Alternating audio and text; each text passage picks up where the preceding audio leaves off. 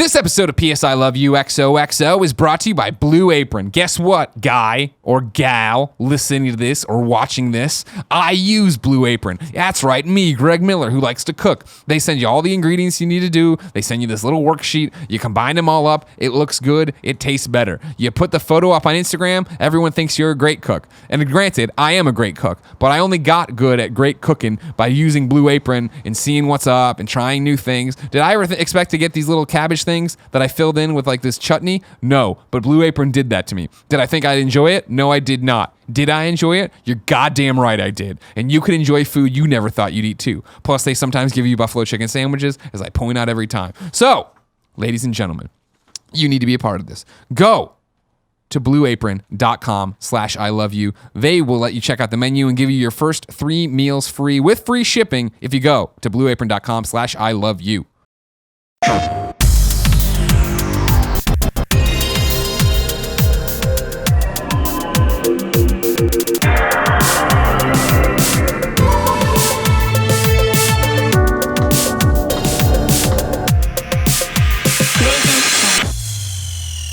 What's up, everybody? Welcome to PS I Love You XOXO, episode 55, the PlayStation VR review episode. I'm one of your hosts, Greg Miller, alongside the pride of Long Island, Colin Moriarty. It's good to be here with you today. It's finally happened. Here it is. PlayStation VR is in the building. Yep, we have it. We've used it. We're going to give you our full review here, run you through some of the games, what we think about it.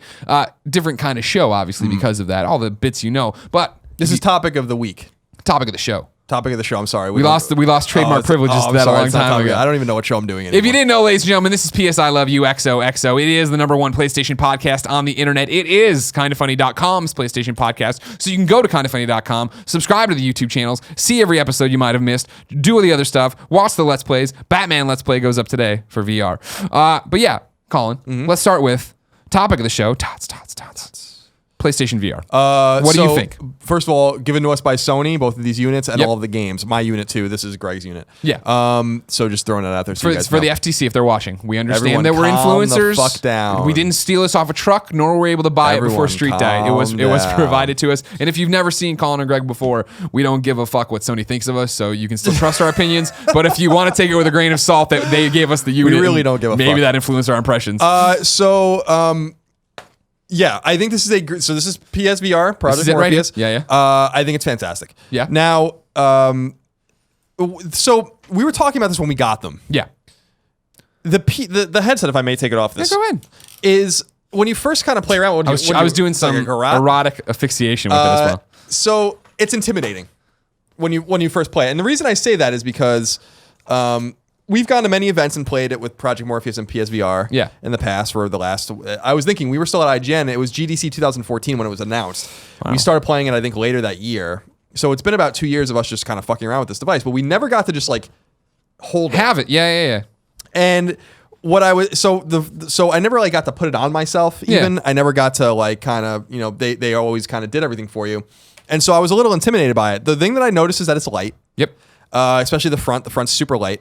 The padding is really nice. The textured padding, both in the front, like what we're kind of cranium there, like a front forehead kind of area. It sits comfortably on your head. And it's easy to kind of adjust. I was intimidated, but when we did our unboxing, I'm like, I don't really get it. Yeah. So you press the button in the back to like let it go, and then you use these things to push it back and forth. Then you put it over your head, then it fits, and then you use this thing to kind of spin it and twist it and make it tight. And then you use a button under here. And if you're listening to this, you're kind of missing out. But should have watched YouTube.com. But you can and it kind of puts it back and forth, so you can really get it tight to your head. Yeah. And I feel like it's super intuitive. Yeah, agreed. So that was like my first takeaway. It was like it's comfortable. Yeah. A lot of people. I don't have I've used Vive and Oculus, but I've not used them enough to have a point of comparison. But a lot of people, anecdotally anyway, are saying this is definitely the most comfortable and ergonomic in some way VR unit. Right. And I certainly can't say that because I haven't used Oculus in some time, and I haven't used Vive in probably 6 months. Maybe not that long, but. I will say that I like it a lot. The wire is unfortunate, but necessary. Yeah. For me, it's obvious that, again, we're console guys. We're the console gamers. And so you got to click the button, remember? You just told them how to do it. Then you immediately forgot. Well, I thought maybe I'd be able to fit it. It's not my head. It's close enough. Close enough to your head. I thought, and shout out, of course, to Cy Bust, who sent in this custom. It's very cool. P.S. I love you. That's a very nice idea. No, that's the thing about it. Like, I talk about it the first time somebody did give it to me at an event. And we're like, okay, you can put it on yourself, and how intuitive and clicky it was and how did you get it. The biggest thing I stress is how important I think the click wheel is in the back. For a long time, I didn't use it. And when we first got it, it was like, oh, pop it on, pop it off, do whatever, all that stuff. But when we were doing Let's Plays, and even when I was playing Batman on day 2 or whatever at the house, putting it on, centering it here, bringing this in, making sure the top portion was right against your forehead. Once you figure out what everything does and why it's laid out the way it does, and you lock it in and then you crank it in, it really does block out the light, I feel, really well, give you a good visual perspective on what's going to happen, and then take you to that world. And that's the thing that we've said about VR from this get-go, but it is a religious experience of putting it on and tricking your brain. It's so weird to think about that. Like, when I was sitting here playing Batman with you for the Let's Play that goes up today, I put it on, I click it in, I do all these different things, and I hear you right there, but I feel like I am on a rooftop. I feel like I'm in Gotham City, just standing there looking around as rain comes down and trains go by, and I see cars and traffic on the street. I will say that I feel like per both the click wheel in the back and kind of the side visors, I think that those are two components of the device that feel decidedly cheap compared to the rest of it. This thing, I don't want to say this click wheel I think is going to break. But I don't know that for sure. I mean, we'll have to use it for a while to see that, but I just feel like it's very flimsy compared to the rest of the unit. And I think this might be more akin to what's necessary because of the curvature of your face, and you don't want to have this hard plastic against you. Sure. But these kind of like mud flap things on the side that are necessary. I like them because they're necessary, but I feel like the construction's a little flimsy too. But you can't have any. But that's kind of a random complaint. I'm just trying to be fair because I do think it's a fantastic thing, but I'm trying to point out some things that I think are less than ideal. Oh, sure. It comes with a microfiber cloth because you are going to get a lot of gook on the lenses, oils from your eyes, your eyelashes, your and forehead. All this. A woman used it, one of Tim's friends, and got some makeup on it, so you have to be careful about that too on the underneath kind of the visor here. But I think I think it's intuitive. I really like it. I do want to say that I think it is a massacre of wires.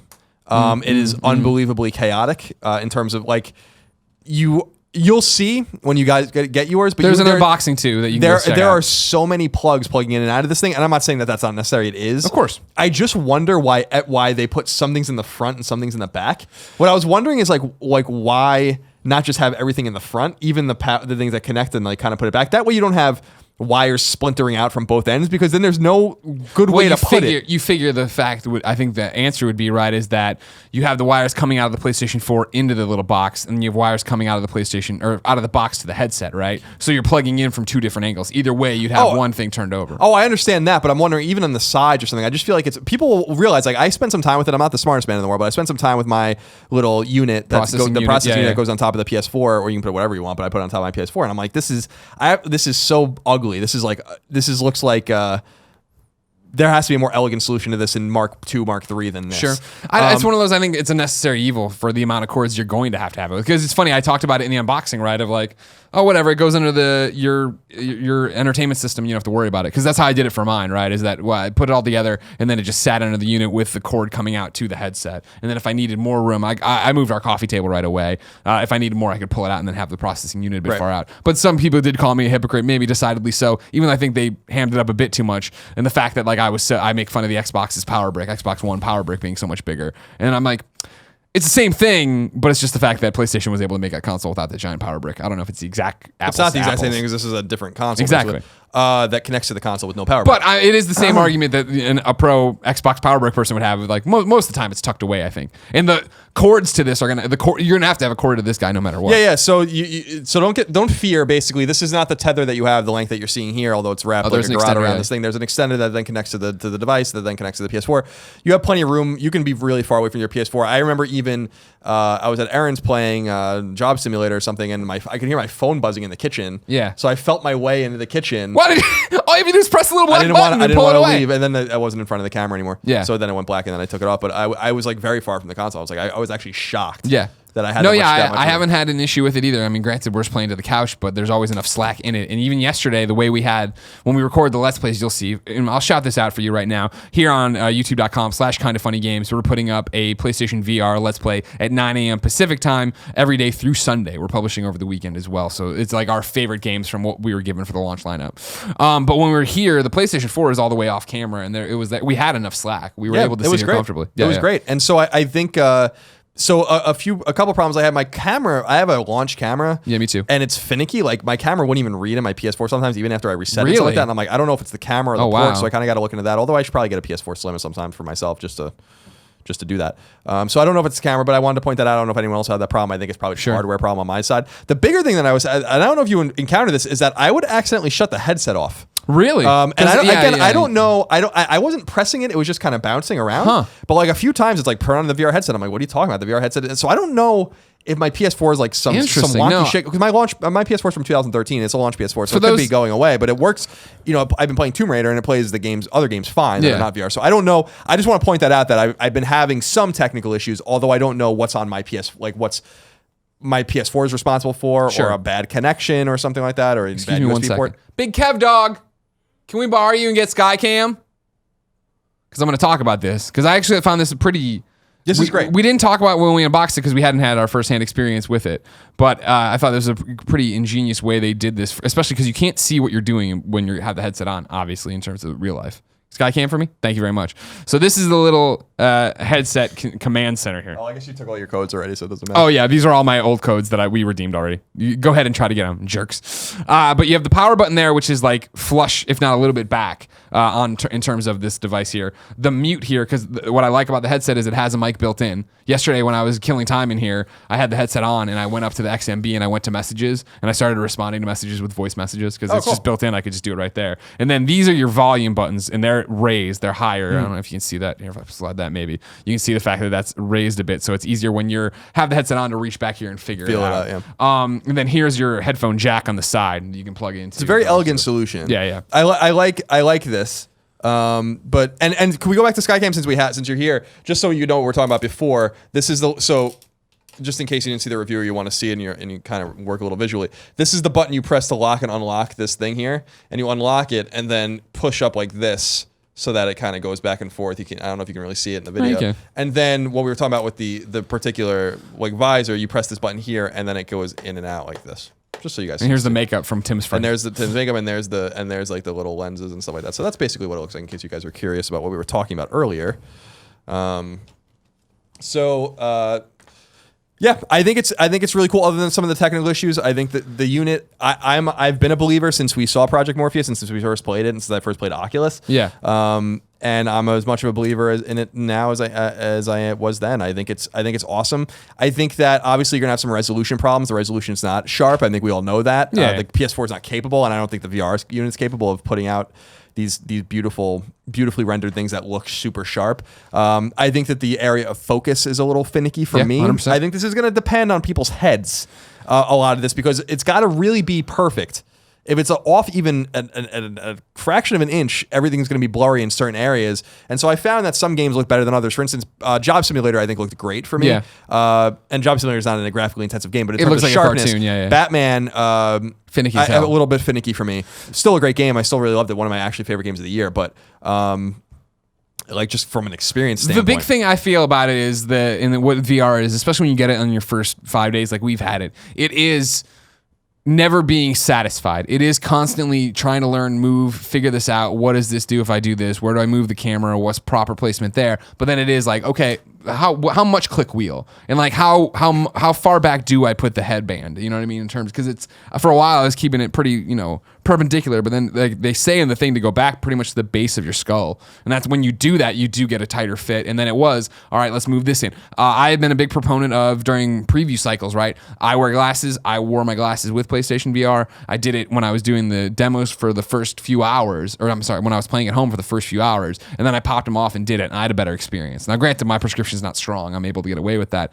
But once I did that, I was able to get them closer. I felt to even have the mud flaps rest on my face even tighter to keep light out and make me really into that experience. Yeah, I never had the light fully out from below. Yeah. But I think it's fine. I think it grounds you a little bit. And also you don't have to, it doesn't really break the immersion. And that might be, again, that's based on a person's face. How close you can get that visor to your face is really going to depend on big fat cheeks on the experience. For me, I just wasn't able to get the thing close enough. And I don't know if I think I'm wearing it right. But I don't know that it's really immersion breaking either. No.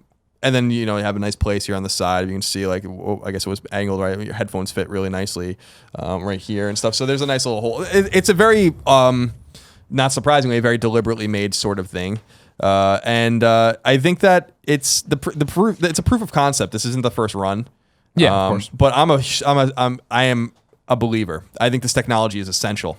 And watching people play with it that have never played with it before, including my girlfriend, including hearing other people's kind of anecdotes as these things kind of go out to people we know. Yeah. I could be wrong if you we're not very technically minded, so I'm sure that people that have maybe some complaints or some other things to say that we couldn't even speak to. But from a consumer standpoint, from an enthusiast standpoint, this is the real deal. This is the real deal. This isn't a fucking gimmick. Yeah. It's a gimmick, I guess, in the small G kind of form. It's technically a gimmick, just like analog sticks were a gimmick. Yeah. But this is a new way to play games, and this is what we desperately need in the industry, is a new way to play games. So, I want to shout out to everybody watching. I have dozens of questions for VR, so we'll get into nuts and bolts. How does this feel? What about this? That kind of stuff. That's all coming as we go, but this show tends to ramble. So let's jump to this. I want to go, and I think obviously it's pretty clear. Should people buy PlayStation VR? Yes. I think, but I say that with an asterisk. If you're looking, first of all, if you don't have a lot of money, or you're looking, like you say, you have a $500 yearly budget for games or something like that, and this is going to cut into that significantly, then don't buy it. If you have disposable income and you're curious about this technology, then I think you have to buy it. And I would go as far as to say it's the same thing we said with Vita to mixed results, is like, we should show Sony that this is something we want. I'm not saying that because it's a piece of shit like Virtual Boy or something like that. This is a fucking great device. Yeah. And so I really feel like it's worth buying if you have the disposable income and the inclination to be patient and wait for these games. That's the big thing for me. Because I think that, but I also think that, to the thing, Greg, and this is what I was telling you, and people are kind of I'm getting different kind of information from different people. Using this thing makes me tired. So I can't, I play Job Simulator. You play a lot of games standing up, you play them sitting down. It's the same for me.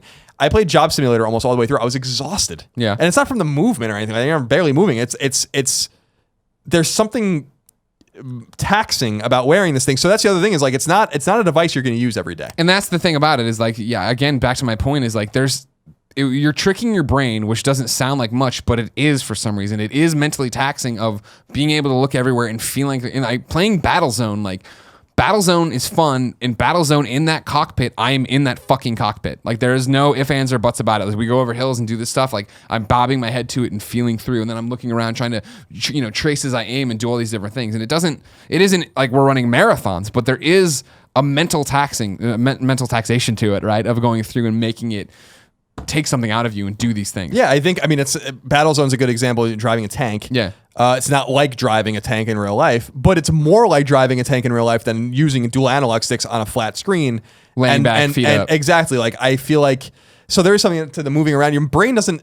Our brains don't know what the fuck's going on. And that's really, I think, something that people are going to, I know that some people are going to get motion sickness and all that kind 100%. Of stuff. I really didn't, except for Until Dawn. I wasn't motion sick, but I was a little queasy because there's roller coaster parts. I'm like, this is super realistic. And that's actually to that game's credit. For me, it was elevators. Elevators always throw my body off because they know how that's supposed to feel.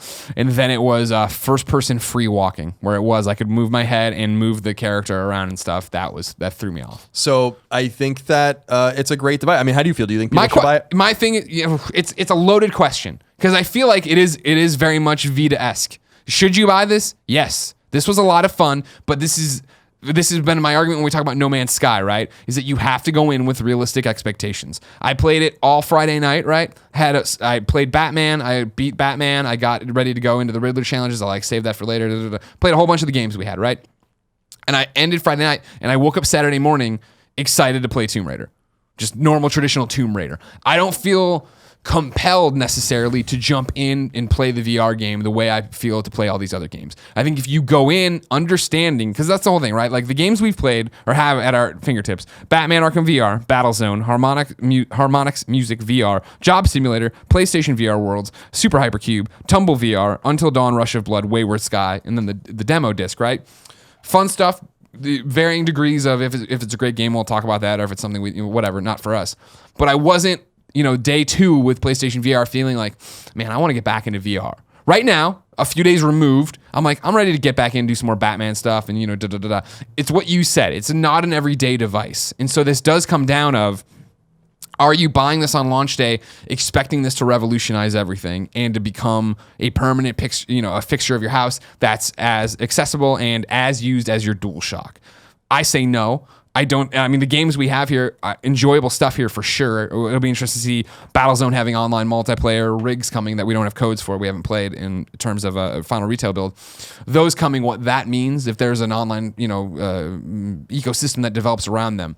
For me, it is what I've been predicting it to be, that it's great hardware. I hope it sells well, and I hope it inspires developers to think about what they can do with this. But you need to understand you're buying in, and is it going to be 6, 12, 18 months before we get, holy shit, this is the game? You know what I mean? Like, Batman Arkham VR is my favorite game that we played from what we have.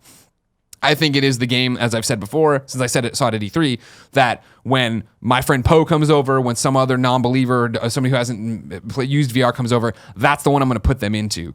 But once I go through and get those extra trophies, and it's 90 more minutes I supposedly have to commit to it to 100% it, platinum it without a platinum, I'm not going to touch it again. And so then the headset does go to sit here and rest over there. And I'm fine with that. Now, granted, full disclosure, they sent it to us.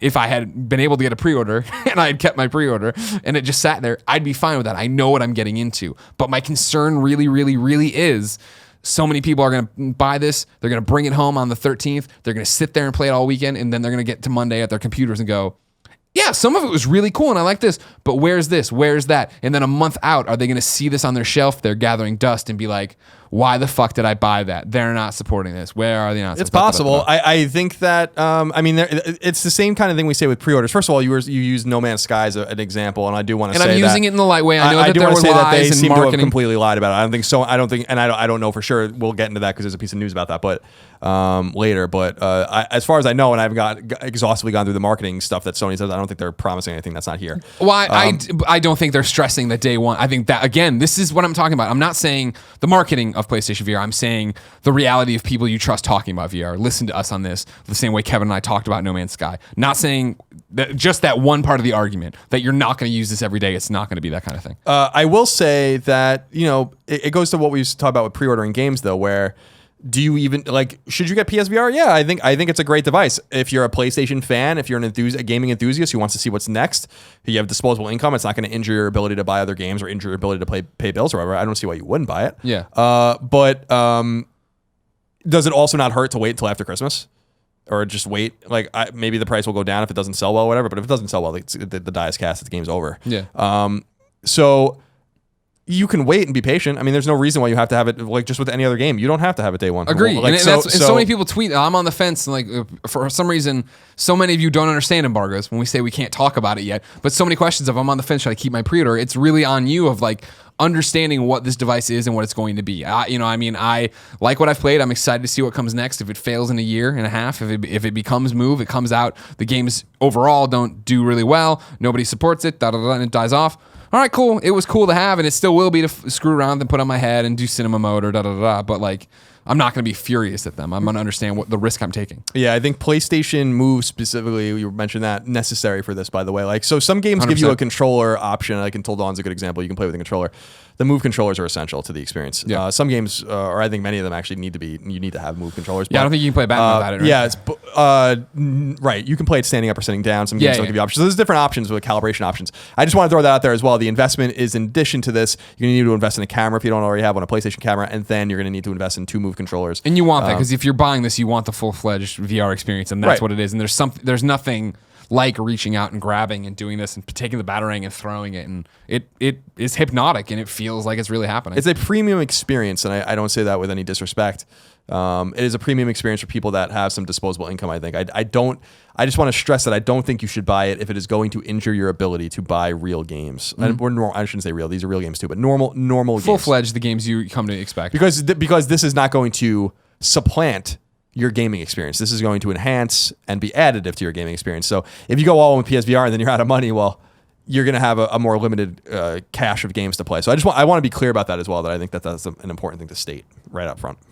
The Tony Irons writes in to kindafunny.com/PSQ, just like you can, to get your question read, and says, how much have you played in VR? And after all that time, are you excited to keep playing? What's the best experience you've had so far? So we've had it 5 days. I was line share Friday night, came home and played, I think, from roughly 5:30 until midnight, I'd guess. And since then, we've done the Let's Plays and this, that, and the other, but I haven't really had another giant commitment, sit down, do everything time. Yeah, I don't know. I mean, I would say somewhere between 6 and 8 hours maybe, and I think that might be generous. Yeah. Unfortunately, we did get, when we got them, I mean, Sundays are killed for me because of football. I have some other obligations and engagements, and we have to work, so I was not able to spend as much time with it as possible. Also, I spent last night, much of yesterday, my free time playing Tomb Raider because I thought that the embargo was up, but it wasn't. So I kind of wasted a little bit of time there too. But I played basically 3 games for somewhere between 6 and 8 hours, and I also watched Erin play quite a bit too to see what she thought of it. And she really liked it as well. Best experience though, to Tony's point. Well, I think Batman is probably going to be the most impressive experience to a lot of people. I think I like the solution in Batman to locomotion, which is the point where you're going. And it's not a unique or novel thing, but the point where you're going, use the move button and kind of transport your way over there. Locomotion is going to be a big problem with VR. Not a problem, but it's the big solution. It's the big problem that needs to be solved. That's the thing is we've been very clear, right? You have to relearn to play games, and so it sounds so easy to put that on, go into a game like Gone Home, and move around, and you do that, and immediately my stomach started turning. Now I was able to the game that I was playing that way that I can't talk about yet. I was able to get over it. You know what I mean? But it is like you got to give yourself time to figure that out and start doing the really slow head turns before you move around. Yeah, because basically it's replacing the right analog stick. Your head is. So, and you use left stick to move, and eventually, hopefully, we get to a point. I don't know what the solution is going to be where you could move around in these virtual worlds, but I don't know the solution. I see some weird shit at like GDC sometimes where people are making these like movable pads, and so I don't think that's the solution. But that seems like very expensive and cumbersome. So I'd say in terms of really just like kind of fascinating kind of uses, I think Batman Arkham VR is really well done. Yeah. But I actually think Job Simulator, which came out earlier this year on other devices, is the best game that I've played out of the 3, and it's because it's a unique and quirky game that I think is only possible in VR, and so too is Arkham. And I guess you could play Job Simulator without VR if you wanted to. It would just be boring. It's a really funny, silly idea for a game. You basically are a human in a computer-controlled world where they're basically showing you what it was like to be a human working these mundane jobs, like a cook or a clerk at a store or whatever. Yeah, and I really loved it. Like, I was like, wow, that more than anything dragged me in. Like, I didn't even beat Batman because I was like, well, I'll get back to it. I don't want to move through it too quickly. Yeah, because the game is only about an hour long. Yeah, and then you can spend another 90 minutes or so getting all the collectibles. No platinum trophy. Lame. I think it's fine without a platinum. Job Simulator, I don't know what the trophies are because they're popping. Yeah, but I can't. They're not live on the server. We'll get to trophies in a second with that. But I think Job Simulator was my favorite experience so far. And then I think Until Dawn as the third experience that I really messed around with. It's an on-rail shooter, so we've played these games before, but I think it works really well. Yeah. I don't understand why it's an Until Dawn game, but that's what I was saying from the very beginning, right? Diluting the franchise or whatever the name of it. But for Tony's Irons question, right? So like I've played that. I've played the majority of these games, right? So Batman Arkham VR is my favorite. It was my E3 game of the show. Playing through it holds up the entire way through. I'm excited actually to go back and do the Riddler stuff. A little bit we did in the Let's Play that again goes live today at 9 a.m. or the day you see this on Wednesday. Going back into scenarios and seeing them for the first time, the Riddler question, I was like, oh, that's really cool. Okay, now I get it. Battlezone played at events, played it here too. Did the Let's Play for that one. That'll be up throughout the next few days. Again, really cool. I know a few of our friends who are in the industry who get to use their headsets. They think that's one of their favorite experiences. I'm excited to see how online multiplayer works with that. Harmonix Music VR, jumped in there. Super shallow from what I saw. I only played it for like probably 30 minutes or whatever, but it is jumping in, and then there's like 4 worlds in the beginning that each have a different way of using it. And there's cool ideas in there. Like one, you jump into a gym and you're doing a DJ, but you can grab the characters and however you move them, they memorize that as a dance, and you jump back and you DJ a bit and they dance around. But it's all that's one of those ones where I'm like, this feels just like a tech demo. And so to have that coming out and being charged for is weird, I feel personally. Job Simulator, awesome. Funniest VR launch game they have for sure. Like just the comedy and the way the computers talk to you and call you human and put you through all these different things and make fun of our current society and what would be happening is like, because it's basically the idea, right, is like you're going in and going through basically a museum of what this race or whatever imagines these jobs to have been like or whatever. So you're taking these job sims, seeing how humans lived and how they incorporate or interpret certain things. PlayStation VR Worlds. This is Tim's favorite game. We did a Let's Play for it. It's all the London stuff. So it's not the Deep, the tank game. You get you're going down in the shark cage. There's the shark swimming around you. Not the Deep. What am I thinking? Yeah, I know. Into the Deep. No. Hey Tim, what's the shark game called? Descent. Thank you. A couple other ones in there. That's where like the heist one is too. Didn't realize how much more fleshed out the heist was. You go through and it's the one we've always talked about of you're in the van, the guy's next to you, you shoot the cars as they come through. Actually playing through what the heist is, doing all these different things. Interesting, fun, but again, it's, first person shooting and you're anchored to where you are. You're not really moving around. It's just these different scenarios, which again are cool, but what do you want? Again, this is what we're talking about. Super Hypercube. The one where the puzzles are going, get the shape through the wall. Lots of Let's Plays of that. Clever. I think it's a cool game. I don't know how long I'd play it, but it's clever and I understand what's going on. Same thing with Tumble VR. Did you screw around with Tumble at all? Tumble VR, it's like you get these blocks off the thing and like you have to build them to a certain height. Then there's another version of it where you use mines to blow up towers of blocks and try to get points on how far you can fling stuff. Again, cool idea. Doesn't feel like a full game. Not that that's necessarily a bad thing. We knew we were getting into that. Until Dawn, Rush of Blood. You like it. Tim likes it a lot. Again, on-rail shooter. Wayward Sky. I didn't know anything about Wayward Sky until when I turned it on. They call it a VR. What it is? VR. It's point-and-click adventure game, but they say something more clever than that. But it's like a puzzler. More, I guess, point-and-click puzzler. There's this little character, and you... if the desk is the world and she's on it, I'm hanging back watching and I can lean around and point my controller to make her go places. And then there's like enemies walking around that we've got to avoid and hit these switches to set off steam or whatever to blow people down. You can get little collectibles and you move on. You're building these robots with the collectibles trying to do this. Interesting idea. Easy. It's not that it needs to be hard, but it's like when I was like, they're toying with adventure game stuff. Is this going to be tough? It's not. Even if the enemies see you, it didn't seem like they were killing me. They'd fall down trying to chase me or whatever. But an interesting idea, and another one using the 3D space. I went through the thing here because I think it's important to the question that Tony has asked us here. Is it like, are you excited to keep playing? And again, it's to my point of, not particularly. I want to go back and get all the trophies in Arkham VR. I want that 100% on my list. Battlezone was cool. I'm not the multiplayer guy. Harmonix VR, no. Job Simulator, I'd like to go through and do a bit more, but I'm not drawn to keep playing that nonstop. And that's where I think that's where I'm at as a gamer. Not a reflection on the unit, not a reflection on the games, but these games necessarily aren't giving me what I'd want out of them. Until Dawn, it's a on-rail shooter, cool. Never been a big fan of that. You know what I mean? The Wayward Sky, cool. Not really challenging, so what's my motivation to keep going? There's trophies for sure, which is that. Honestly, when I look through them and I'm thinking about things on this list I'd play again outside of Batman Arkham VR, right? Tumble. I could totally see like coming home and being like, let's play with this puzzle game and try to build stuff up. And Hypercube to an extent of spinning stuff around.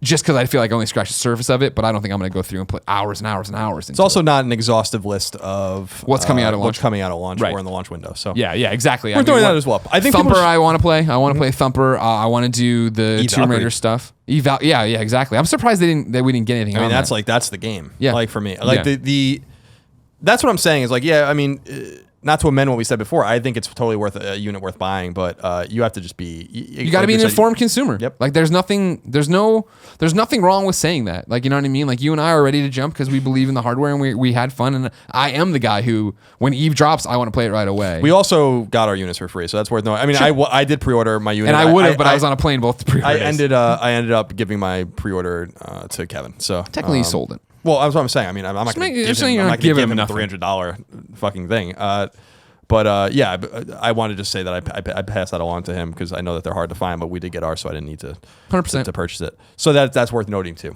right? Like we are as we often are removed from the commercial reality of the retail reality of that. So that's worth noting as well. I saw the question there that I think is a huge question from McP, our old friend. I mean, we're getting through all of them. Don't worry about that. He asked for me things. What do trophies look like when they pop? You mean trophy time? Our segment here on PS I Love You XOXO. Wait, you're gonna wait for a while? I mean, these are more VR related than trophy time. We'll get to trophy. It is a trophy time. We're tossing. This is a trophy time question. They don't pop. So they ding. They ding. You can hear them. So I was really confused by something. Where is it? So on the VR unit, you don't see the trophy when it pops, and even on the TV screen, if you're watching what's being seen on the VR unit, it doesn't pop, which is not surprising since it's rendering what you're seeing. But you hear it.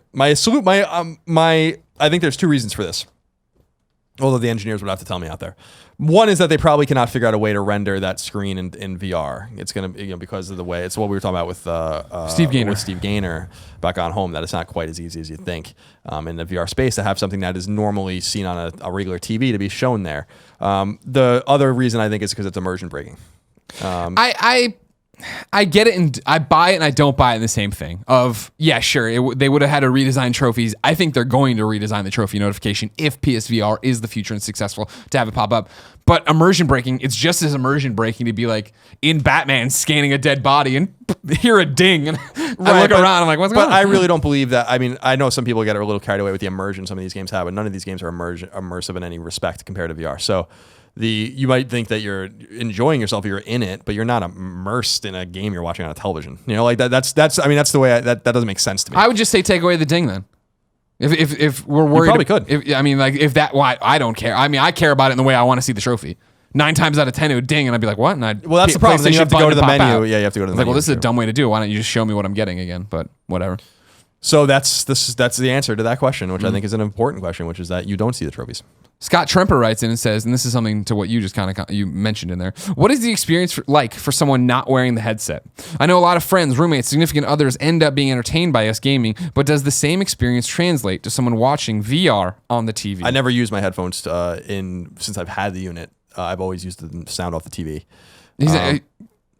Okay, that's not what he's asking. He's asking what is it like for Aaron watching you play?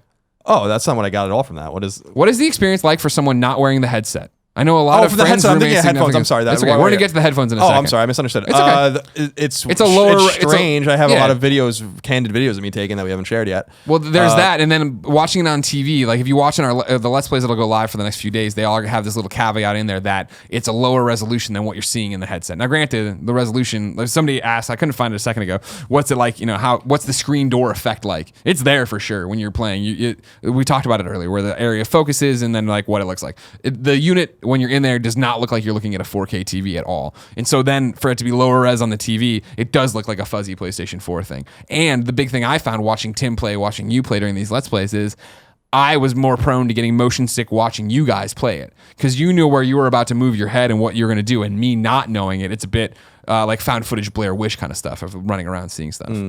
Yeah, it is a unique kind of thing. It's interesting to watch others play it. Yeah. But I at least in the beginning, it's going to be tough, I think, for people to get the same enjoyment out. That's something else I think Tim mentioned when we were doing it, is that when you're the other guy watching someone play, it almost seems a little boring or mundane what's happening in the game. But when you are the guy who is picking up the mustard in Job Simulator and spraying it in your face and throwing this and, trying to throw car parts into the recycling bin across the way, that's more fun. But watching it's weird because it's not trying to tell you a story or anything, but just trying to immerse you in a world as the player. Indeed. Griswold Diablo wrote in and said, how do big wireless headphones fit with the PlayStation VR? I have Astro headphones, and I'm wondering if they will work with it. Thank you, Griswold Diablo. We'll get to that. So you haven't used headset or headphones at all? No, I don't trust what's going on around me, so I don't want to be totally in. Interesting. I found what's weird about that is the entire time I've used it, I've used headphones. I started with the earbuds that come with it, and then when I was like, wait a second, this is dumb, I went and got my wired Astros, which are the A40s or 50s, I forget, which are a sizable headphone, and I have a sizable head, and they were able to go over the unit and get to my ears no problem. So I would assume you'd have the same amount of give in your wireless Astros, but I can't tell you necessarily. Interesting because, and I don't know if you've gone through and messed with settings, or maybe it's just a game-by-game thing, but when I was playing, which one was it here? Tumble VR, and they were giving me this tutorial, I was playing it in here off the TV, no headset, no headphones, when I was waiting for Kevin to get Let's Plays up and running.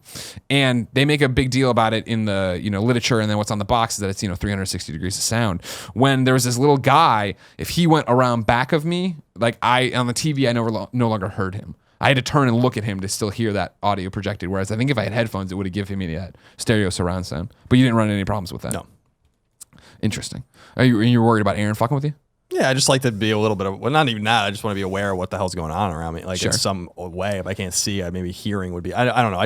That was the funny thing. It is a step. You were gone on Friday, and so I had the house to myself, and I'm doing it, and I move the coffee table and I do it, and this is when I was still trying to wear glasses, so I was having a little bit more bleed on the bottom. I turned off the lights in the house and had headphones on, and I realized that like, if anybody came home, not that they would fuck with me, but it's like, what a weird thing of me just sitting there in front of this TV, moving around like a psychopath with headphones on. But I did love the experience. I did like having everything deadened to me. I did like the fact that I felt more involved than ever with it. IMO, just me. Speaking of that though, B Gartz Z29 wrote in to kindoffunny.com/PSQ just like you can. It says, have you tried the cinema mode yet? Is it like being in a movie theater? I think playing story-based games that way would be really cool in this mode. Of course, we've talked about this before leading into it, the fact that I think one of the, not saving graces, but I think maybe that'll help people not feel like if it's on the shelf forever and ever and ever, you can wear the PlayStation VR mode, have your PlayStation 4 feed projected up as a giant movie screen and play whatever you want through it. Did you try it? I mean, I didn't play a regular game on it. I mean, obviously I was on the cross media bar with it many times, but no, I didn't. I jumped in and played Tomb Raider for it. Can't talk about Tomb Raider yet, but I played a while because it was the thing of, we got the units home. I was super excited, and it dawned on me in the car ride that I've had those move wands for 9 months now that I bought, and I left them perfectly packaged so they weren't charged. So I got 30 minutes out of them to begin with, maybe more, and then put them down and did that. And when I did that, that's when I picked up the controller and used it as that.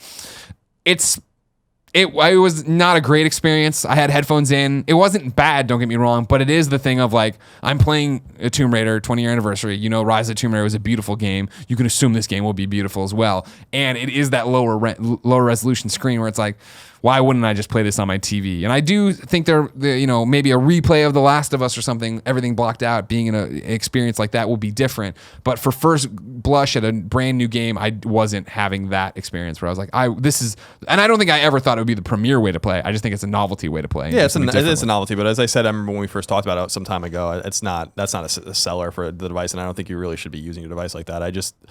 I mean, if you want to, it's a nice little thing you can try, but I think your resolutions are going to be as high. Your experience is going to be different. It's not the way the game's meant to be played. That game's meant to be played. Sure. Right? And so on that question, Pro had written into kindafunny.com/PSQ and says, hey guys, simply put, does PSVR make existing games more fun? No. It doesn't. That's not the point of it, I don't think at all. Yeah, I don't think it does. Yeah, and I agree that's not really the focus of PSVR. It's to give you new games. We are desperate for new ways to play. I don't like that's so obvious. How many of the same games can we play over and over and over and over again? And this before is what we get tired of. This is games. What you've talked about for a long time. I've been excited for with VR. Right, is what you always say is like, so far on PlayStation 4, there hasn't been a game that couldn't be on PlayStation 3. Granted, less teraflops, less graphic fidelity, Right, but you can have an open world role playing game on PlayStation 3. PlayStation 4 wasn't the first device to have an open world role playing game. Right. Yeah, so this is a new way. Now we might get the same iterative things, and we might be tired of this in a year. But that's on the devs. This has crazy fucking potential. I think we might have seen what games can do on a flat screen for the most part. Not that there's anything wrong with that. They can get prettier, they can run better, they can become grander and bigger and more beautiful. And I think all that's great. And of course, I'm looking forward to those experiences. I'm playing Tomb Raider right now, which is, we know what Tomb Raider is. Yeah. And that's fine, and I'm enjoying that. There's nothing wrong with that. But if we want something that's new and exciting, this is where it's going to live. As I've said before, this is here to stay. Maybe PlayStation doesn't do it, but VR is here to stay. Oh yeah. And augmented reality, I think, is going to be really mixed reality is going to be really interesting too. But yeah, I don't. You can't look at it through that lens. No pun intended. You have to look at it through the lens of like, what is something new that can happen? What is? Think about how analog sticks opened up the ability to really play in 3D worlds. Like, we're looking at something like that. Yeah. And I think that's really essential. Over at kindafunny.com/PSQE_Benny50 wrote in and says, my recliner is staggered from my TV. Does the camera need to be directly in front of my headset? Yes. Yeah, it does. And if it isn't, it will fuck up a lot of stuff. I was doing Let's Plays with Tim. Camera was right where the camera I'm pointing at for the show is, and Tim was over there thinking he was in front of it, and it was fucking everything up. You need to be looking right at the camera. Now, granted, I know it sounds like a hassle, but it won't be for you to figure out how to turn your camera. Yeah, the camera can pivot. Do whatever. Yeah. The camera has like a little thing that you can pivot, and it doesn't pivot like 360 degrees, but it pivots at angles, so you can do that. I will say that one thing worth noting is that these games, or at least from the short experience I had with these few games that I've played since we got the unit, all have somewhat different calibration requirements. So for instance, I was able to play Batman sitting down at a certain distance from my TV. When I try to play Job Simulator from that distance, I had to stand up to play Job Simulator. It doesn't implicitly say that, or explicitly say that. And Tim did say that he played it sitting down. I can't imagine how that game is played sitting down. Yeah. But I had to be way further from the TV to play that. And then with Until Dawn, it seemed like it was the game that really it mattered least where I was. Interesting. In terms of like, it just needs to see people are making fun of the lights. The lights are here, so the camera reads it, and the move wands obviously are there to read it. But it seems like you just have to be patient. It's like using it's not quite as complicated or obnoxious as using Rock Band or something like that in my experience. But you have to be patient and understand that every time you turn the device on, it needs to be calibrated. Yep. And if the camera can't read your device, it's going to tell you. in line with what we're talking about here, BB Punjabi 816 wrote in to kindafunny.com/PSQ and says, all I really need to know based on my current gaming space is how far away do you need to be from the camera to use the VR headset? Currently, I'm crammed in to the point where I might have to have about 2.5 feet distance. So I was wondering if that would suffice. No. Thanks a lot. Keep up the great work. That's not going to suffice. And 2.5 feet distance from your TV is not going to work. And another thing is like, yeah, you're gonna have to get creative with it for sure. But that's way too close. You're too close to have any. The camera's scope is not going to be able to read the move wands at when you're doing a T pose, which is necessary for something like Job Simulator. And no, that's not. That's way too close. And to your point of how every game is a little bit different, like, Batman is very specific. When you start that game of standing this bat symbol and, you can move to do it, but you could also move your camera back. But if your wall and it's going to put it where my couch would be. It's not going to, exactly. It's not an option. It's telling you this is how far away the camera needs to be to read everything. Yeah. And if you can't make that happen, like I said, Job Simulator needed more space than Batman. Batman needed less space and Until Dawn needed less space. When I was playing at Aaron's, I would say that the distance from the TV was probably, I had the TV, I would say 6 feet or more. Yeah. And that wasn't even enough for Job Simulator. Like I had to really push myself back, and I wasn't really. How far is our TV from our couch at home? Because I didn't have to move the couch ever. I moved the 10 feet. Yeah, table in front. Really? Wow. From the TV to where you're sitting. Yeah, no, you're right. You're not wrong. You're not wrong. Yeah, and that's the whole thing. Is like we're not. Maybe 8 feet. Yeah, I'm trying to think if I laid down in front of it, how much room I'd have in front. But then the couch there, yeah, you got the wall. Yeah, a lot of people wrote in about how much space do you need. Hard to say. You can go look at the PlayStation official thing, but even that, I don't know if that's giving you the right. It's going to change. 2.5 feet. If you have that between you and your TV, no way. Yeah, I just can't imagine that's going to work for you. But I could be wrong. Maybe you'll get clever. People are going to get clever with it. Colin? What closing thoughts do you have about PlayStation VR? So my worry with PlayStation VR is not only is it going to stick, I hope it does, but this goes back to the Game Over Greggy show topic we just did when we recorded, which is like my time management. Like I'm having a hard time finding time to play all the games I want to play. Yeah. And do all the things I want to do, the books I want to read, all these kinds of things. I'm an adult, just like many adults that listen to this, I don't have time, right? Yeah. And so, because I have other obligations and other things that I want to do with my life. And what I fear with PSVR, and some people probably can share this fear, is that this just adds more for me to worry about in that regard. I couldn't imagine being a true multi-console / PC gamer and then add this thing in. Like, how do you find the time? Like, I barely have time to play PlayStation games or video games. So that's my worry with this, along with like the commercial viability of it. But I really do believe in my heart that this thing is fucking really shockingly good. Yeah. And, really gives us what we really need in this industry, which is a new way to play. And I know I've said that before, and I know some people are probably tired of hearing it. This is a new and novel way to play games. I really do believe that in decades from now, we will still be playing games with controllers looking at television screens. I really do believe that that's going to be the case. But the immersion, we were talking about immersion, you can only be so immersed looking at a TV screen with your wall behind it and noise out of the window. And your beer there. We make excuses in the gaming industry, I think, a lot to say, like, look how immersive this is. Nothing we play is truly immersive until now. Now, if you put a headset on and there's no light bleed and you're there, that is immersion. That is the literal fucking definition of it. Yeah. And if that's what we're looking for story and for play, then I think that this is a really promising start. And I think Sony, as I said before, was smart to get in on this at an embryonic state and have some proprietary gear that a lot of their competitors don't. And I think this is going to pay off for Sony as a whole. I really do encourage people to at least give it a go. Try it out if you have a way to do that, a kiosk at a store or something. And you'll see, man, because what we see when people try it, we saw it in Denver when we went there, and we get tweets every day of people being like, I just tried PSVR, and you're right. I very, very rarely get a tweet or a message being like, no, this isn't for me. Very rarely. Yeah. So if anything, it's usually a motion sickness thing, which I think you adjust to. Because again, I know that sounds like a cop-out, but I do think it is learning how to walk again. These games are different. This is not how you've played before. This is a revolutionary pivot in the way we play games. Yeah. And that can't be understated. Yeah. This is, like, in some ways, without being hyperbolic, like, this is maybe the biggest shift in gaming ever, actually. And we've had these additive things, the movement from these kind of very analog like sticks back in the 70s to a D-pad, right?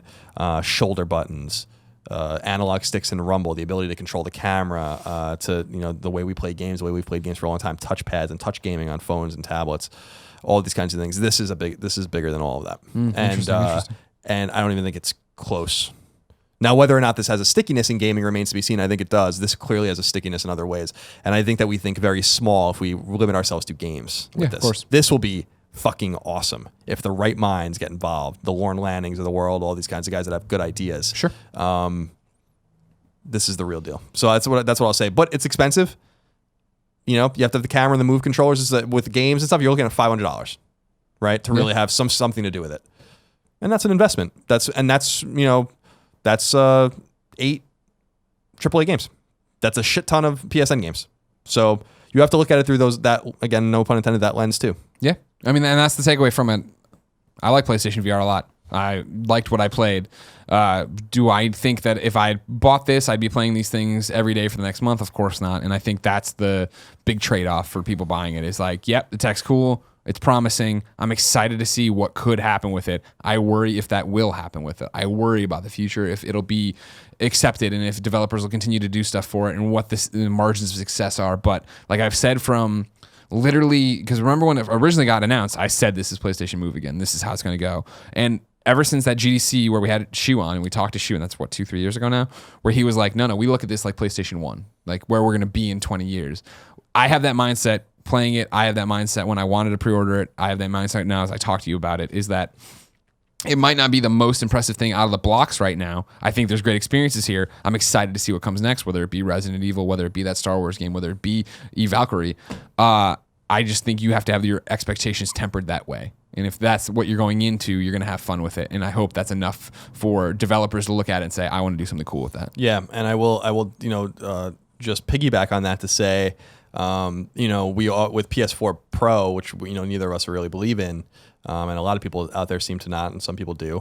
I believe fine, and just why the press conference? Why do we do it? Well, the press conference was very bad, but the point I'm trying to make is we talk about power and how power can be used for things that mean something other than the way a game looks on a television screen. Sure. Well, there's the excuse for power to make this thing go.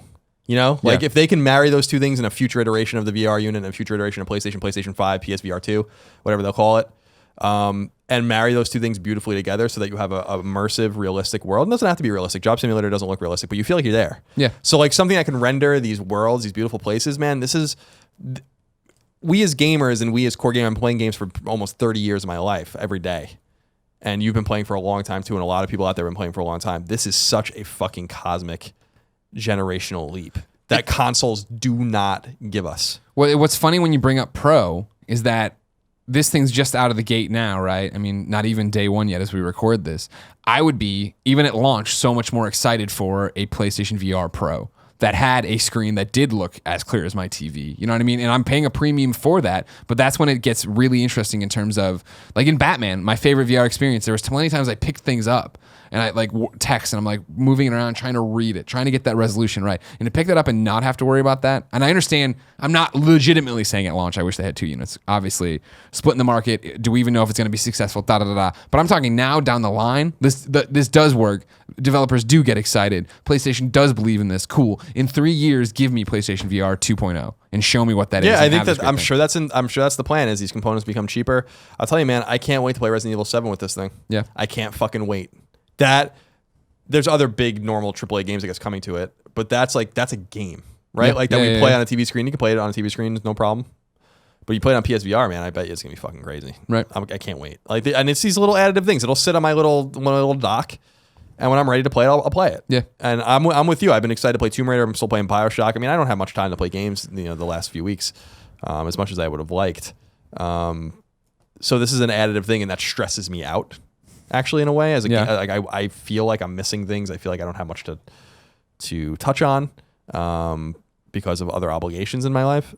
And so that adds a little bit of stress to me, but also a lot of excitement. Yeah. That this is such a turning point. This is such a, I can't, and I know that Oculus and Vive are doing this, but for us in the console space, it's a massive fucking turning point.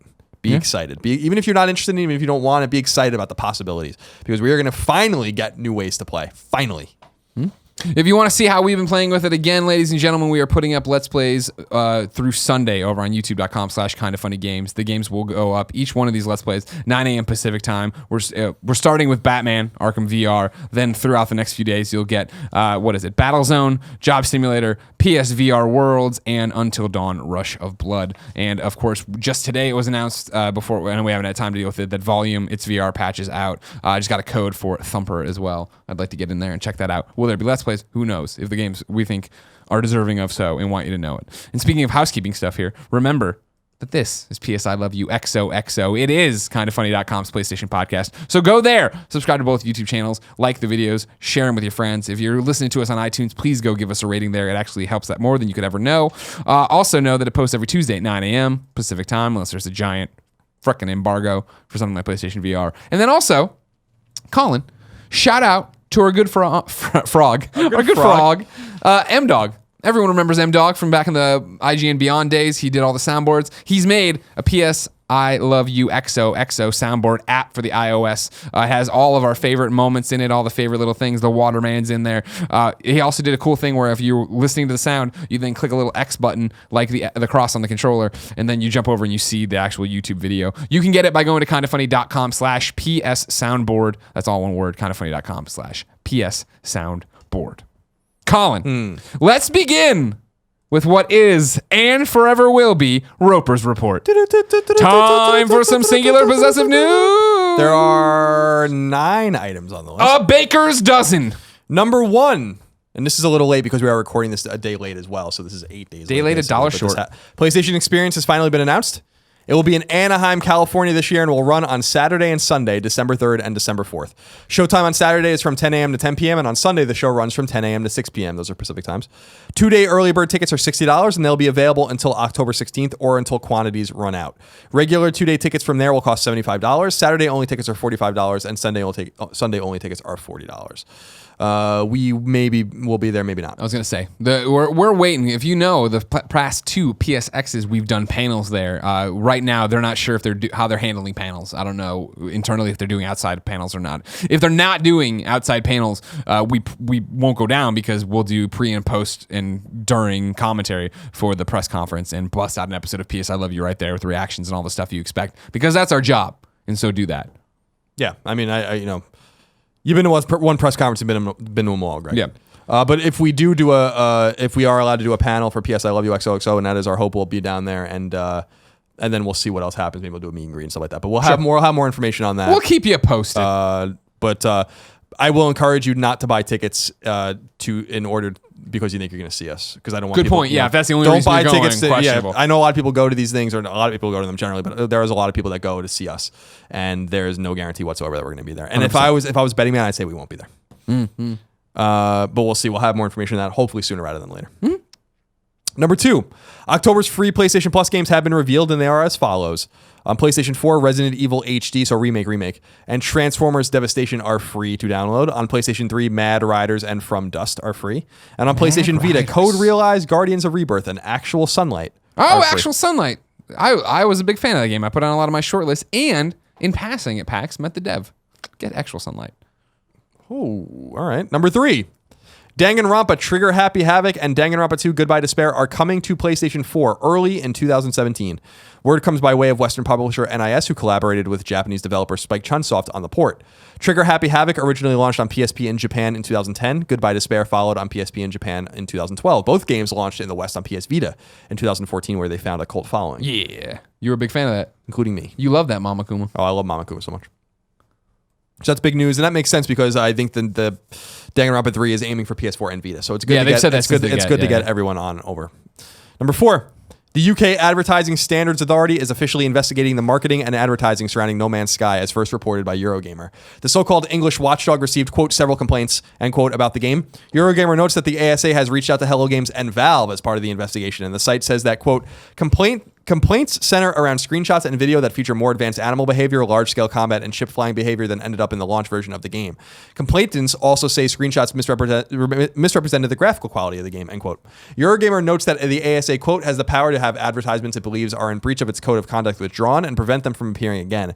If an advertiser refuses to comply with an ASA ruling, it can impose sanctions, such as asking internet search websites to remove a marketer's paid-for search ads, end quote. Eurogamer has way more should you want to go read about it. This sounds a little toothless to me, but I feel like it's a step in the direction that people have wanted to see, which is like, have they really misrepresented themselves? And We'll find out soon enough. I still point to Jim Sterling's Jimquisition video that I think expertly goes into it, fairly goes into it, and finds that, yeah, they did overpromise.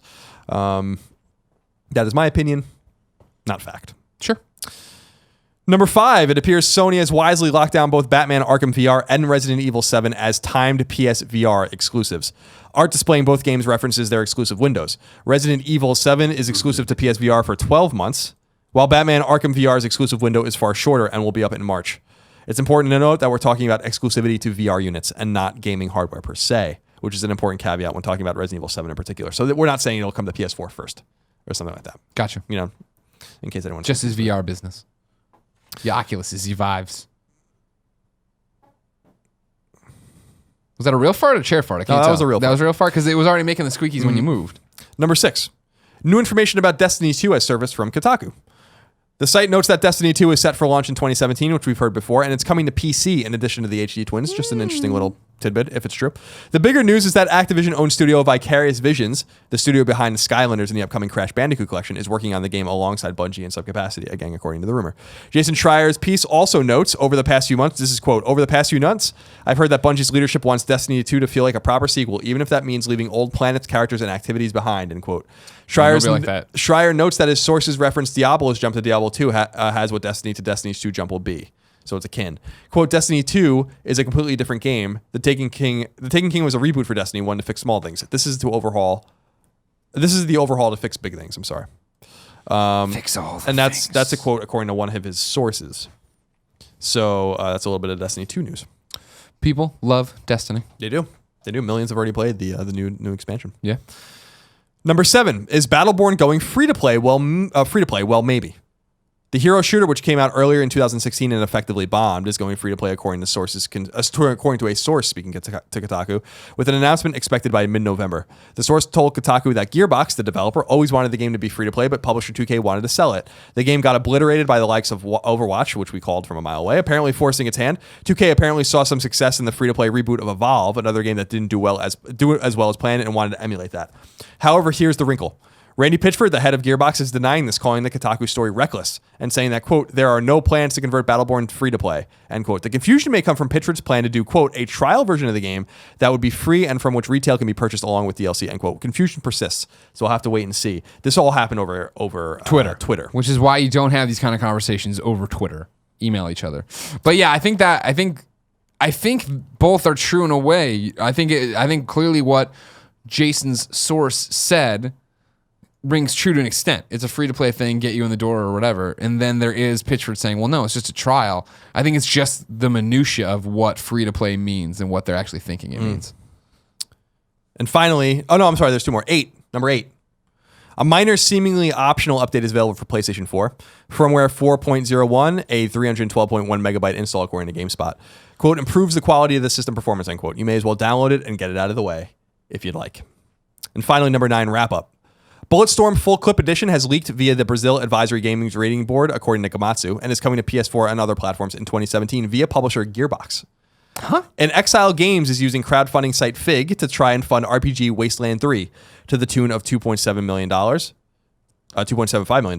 the dev intends to bring the game to PS4. Fig never took off the way you thought it would. No. Named after the hotel that everyone used to hang out with at E3, in case you're curious. Top-down arcade racer Mantis Burn Racing is coming to PlayStation 4 on October 12th, so that's next week. Free-to-play team-based shooter Paladins Champions of the Realm is coming to PS4 at an undetermined time in the future, and a closed beta is raging right now that you can sign up for. That game, I think, is by the guys that do Smite. Oh, okay. High Res, I think they're called. People like that Smite. It's got gods Here in it. They Lie will launch alongside PlayStation VR on October 13th. What is it? You know? Don't know. That Developer sounds cool. Platonic Games has confirmed that its upcoming 3D platformer throwback, Yooka-Laylee, will get a physical release alongside the already promised digital release. Prison Simulator, The Escapist 2 has been announced for PS4 and other platforms for launch in 2017 and will include multiplayer. And finally, Titanfall 2 has gone gold and is still set to launch on PlayStation 4 and other platforms on October 28th. And that is it for the news. Here they lie. It's PlayStation's VR, surreal horror. Everybody loves these horror games now, Colin. You know what I mean? You know what I mean. Don't fake it like you don't know what I mean. Yeah, okay. Okay. Here they lie. I'm interested in, Colin. Got a flashlight. I'm exploring scary places. That sounds like a VR game. But you know what, Colin? VR is not out yet. If I wanted to know... Not for all you normies. If I want to know what was in the mom and grop shops, both physical and digital, where would I go? You go to the official list of upcoming PlayStation 4, PlayStation 3, PlayStation Vita, and soon PlayStation VR, and sometimes PSP software by the Kinda Funny co-founders. A Bastard's Tale comes to PlayStation 4 digital. Deep gameplay. Adapt to how the enemy attacks and defends with a huge variation in enemy types. If you enjoy the satisfaction of triumphing over a difficult foe, Who does it? This is the game for you. Terrible write-up. Oh. Aragami, PlayStation 4 digital. You are Aragami, a vengeful spirit with the power to control the shadows. You've been summoned by Yamiko, a girl imprisoned in the city fortress of Kiryu. Way too many vowels in there. Embark on a dark journey full of blood and secrets to discover the truth. Atari Flashback Classics Volume 1 comes to PlayStation 4 digital. Relive the golden age of video games, Combat, Centipede, Sword Quest, Star Raiders, and more. Atari Flashback Classics brings the iconic games of yesteryear to the powerful machines of today, with all new features including online multiplayer, which is interesting, leaderboards, and more. And then Atari Flashback Classics Volume 2 comes to PlayStation 4 digital. All the volumes? Flashback to Greatness, Asteroids, Haunted House, Adventure, which is awesome, Major Havoc, and many more. Atari Flashback Classics brings the iconic games of yesteryear to the powerful machines of today with all new features, including online multiplayer. Wait a second. That sounds familiar. Dead Synchronicity, Tomorrow Comes Today, comes to PlayStation 4 digital. Dead Synchronicity, Tomorrow Comes Today tells the story of Michael, a man who must recover his identity and decode the two events that brought the world to the edge of collapse. I'm not reading well today. The first one is the so-called Great Wave, an inexplicable chain of natural disasters. The second is a pandemic that turned humans into the dissolved, infected beings that eventually dissolve into blood. Now you're not reading well today, you said. No. Did you ever eat anything? No. I feel like that's why. There's no fuel in the tank. You got to take care of yourself, man. Want me to go eat you a Cinnabon? No. Got them cinnamon buns in there. That sounds great, but no, I'm trying not to eat many carbs. Thank you. I don't think cinnamon buns are carbs. I think you're wrong. Mafia 3 comes to PlayStation 4. This is a digital and retail release, but it's the 7th. So this comes out Friday. Worldwide. And it's worth noting, by the way, 2K, Publisher 2K, is not providing early copies to anyone. This includes IGN, GameSpot. A lot of people have written about this. I do not think it is a John writes in to kindafunny.com/PSQ and says, "Hi, Greg and Colin. It was recently announced that Mafia 3 wouldn't have any review copies sent out prior to the game's release. Do you think that, as is usually the case, this is a sign we should be worried? I remember Colin having positive impressions of the game after checking it out at E3 earlier this year. Thanks, John. P.S. I love you guys and all the work you do. Should we be worried about Mafia 3? It's impossible to know because we've not gone hands-on with the game, but I think it's not something to be worried about. And I don't know. So you should maybe wait for some impressions. We'll get the game probably on Friday, and I'll play it a little bit, and I'll tweet out about it for you guys. But there's nothing I've seen about this game that indicates it's going to be anything less than great. Now, I don't know because I've not played it, and that's what's most important is how it feels. My instincts tell me that they have a patch coming in hot that is not ready, or that was going through certification, and they want to make sure people... So people should remember that Destiny is an example of a game that was not available until afterwards, and everyone loves it. Right. Or a lot of people love it. And a bigger example earlier this year is Doom, which it held back and was a huge... I don't know why they did that. I think it's because they wanted you to play online the way it was meant to be played. Which no one cares about in that game. So, we don't know. Should you be concerned? Maybe. I don't understand it personally. What's more concerning is I can't imagine. I haven't seen an official word from 2K, right? Like, they're getting raked over the coals of people saying this is what's happening. And like Dan Stapleton put up the IGN piece of just like, we'll still give them a fair review even though we don't agree with the decision. And so if I was 2K, I'd be like, hey guys, here's why we're not putting it out to reviewers early. We believe in the product. It's just that we have a giant day one patch that we want to make sure is nailed. And we want to say giant because people would freak out. But that maybe they're just trying something different too. I mean, what we have to remember is that, and we lose sight of this too, we get frustrated sometimes, is that we're not owed anything from the publishers. 100%. And they don't have to send out shit to anyone. Now, it doesn't really benefit them to do that, But they can just as easily be like, why do you think you should get your free game early? Just go buy it with everyone else. And maybe they're seeing data indicating that reviews aren't really helping or hurting them. I don't know. It's an interesting thing to think about. But we don't know. Anyway, Mafia 3, PlayStation 4 digital retail out 10/7, so that's Friday. 1968, New Bordeaux. After years of combat in Vietnam, Lincoln Clay knows this truth. Family isn't who you're born with. It's who you die for. When his surrogate family, the Black Mob, is wiped out by the Italian Mafia, Lincoln builds a new family and blazes a path of military-grade revenge through the mafioso responsible. Can't fucking wait. It's going to be good. Can't wait. I hope. Can't wait. It looks so fucking good. Have you set aside your entire weekend to play it? I'd like to, yeah. Erin, I think, is actually going away. Oh. So it'll just be me and Sounds Lil. like it's lining up. Maybe just me. Maybe she'll bring Lil. I don't know. Rogue Stormers for PlayStation 4 digital. Rogue Stormers combines classic run-and-gun gameplay with a modern twin-stick shooter configuration, roguelike and RPG elements, crazy 3D graphics, and co-op multiplayer for 1 to 4 players. The developers have got to start writing these better. And I'm not even trying to be funny or whatever. It's like you're trying to now cram everything in. It's a roguelike, twin-stick shooter, RPG elements. It's like, what is the game? Like, take some time and tell me about it. Mm-hmm. I don't get how this is so hard. This is the most important shit you can do to sell your game. Space Hulk Ascension comes to PlayStation 4 digital. Space Hulk Ascension is a turn-based strategy game which builds upon the classic board game experience. It adds new RPG-style mechanics, additional weapons, enemy types, and an all-new character, and loads of other new features. Tropico 5 Complete Collection comes to PlayStation 4 digital. The time has come for a very special game collection. The Tropico 5 Complete Collection offers both newcomers and seasoned fans the ultimate collection with all DLC packs and add-ons, with a total of 3 extensive campaigns, 40 paradisical islands, over 125 buildings, and 10 additional scenarios. This collection will give you a great deal more than 100 hours of gaming fun. Make sure you have it in your cigar case. El Presidente. Viking Squad comes to PlayStation 4 digital. Grab your trusty sword, strap on a fearsome helmet, and plunge into the chaotic fray of Viking Squad. As a member of this ragtag group, you must put a stop to the wildly mischievous Loki and reopen the gates to Valhalla. Work together to unleash massive attacks on foes and expand your arsenal in this 3-player co-op brawler. 3-player. Interesting. Warhammer End Times Vermintide comes to PlayStation 4 digital and retail. The world is ending, though few believe it. The once proud city of Ubersarik now lays in ruins at the hands of the loathsome Skaven. These fucking names. If you have survived their ruthless invasion, team up with 3 friends and work together to thin out the Ratmen's forces and drive them out of the city. Assume the role of one of 5 heroes and hack, slash, burn, smash, and pierce the vile Skaven using a multitude of weapons. Prepare for a desperate struggle and a grand last stand. Only you can stem the Vermintide. Only you. And finally, Wheels of Aurelia comes to PlayStation 4 digital. Where are all the fucking Vita games? A narrative road trip game set in the roaring Italian 70s. It tells the story of Lella, a restless woman driving on the roads of the western coast of Italy, the famous Via Aurelia. This is an interaction fiction game in the shape of an isometric racer with a focus on replayability. Every playthrough lasts about 15 minutes, and there are 16 different endings to discover. That sounds pretty cool. Sounds very interesting, yeah. Speaking of interesting, a lot of people told us about Virginia. I started playing that last night. Yep. I like it. Good. That's great. Yeah, I downloaded it, played it for 5 minutes, and then I went to bed because I was like, I gotta be in a different space for this. Yeah, I started in. It's only $8.99 for PlayStation Plus right now. Yeah, I started in thinking, okay, cool. I'm gonna go through and be able to, because it's like a 2-hour game. I'll get in. I'm not tired enough to go to bed yet. And an hour in, I was like, I am exhausted. It turns out that must have been the music I heard from your bedroom last night because I thought you were playing Firewatch. No. I was playing that must be your cross media. And bar. I do have the Firewatch theme. Yeah, my favorite. I was like, you playing Firewatch? Are you playing Firewatch? I gotta get those extra trophies. It's worth noting that maybe the deal isn't going anymore, so make sure to check before you buy Virginia. I think the baseline cost is $9.99. I bought it last night. Yeah. I bought it last night for the discount, but yeah, that wouldn't help you if the store updated today. That is it. Colin? Yes. Let's do some trophy time. We already did the question. Mick P.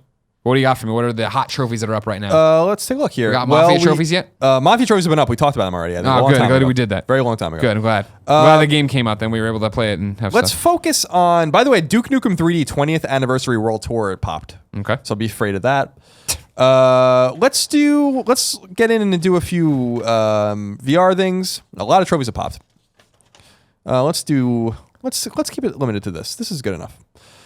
Battlezone. Get in zone. A VR game a lot of people are excited about. 40 bronze, 6 silver, 2 gold, and 1 platinum. Hell yeah. And it seems like pretty doable. Like complete a medium campaign on hard difficulty, complete a long campaign on hard difficulty, So it's basically every permutation of short, medium, and long campaigns on easy, normal, and hard difficulty for those different trophies. There's some complete one early campaign mission. So it doesn't any multiplayer stuff at the end.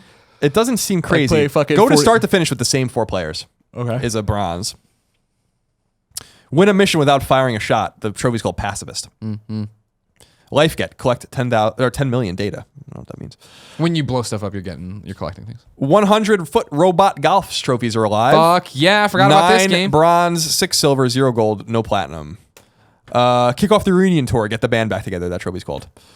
Beat the remote control challenge in under 4 minutes. So it's a bunch of bronze and silver. It's pretty boring stuff.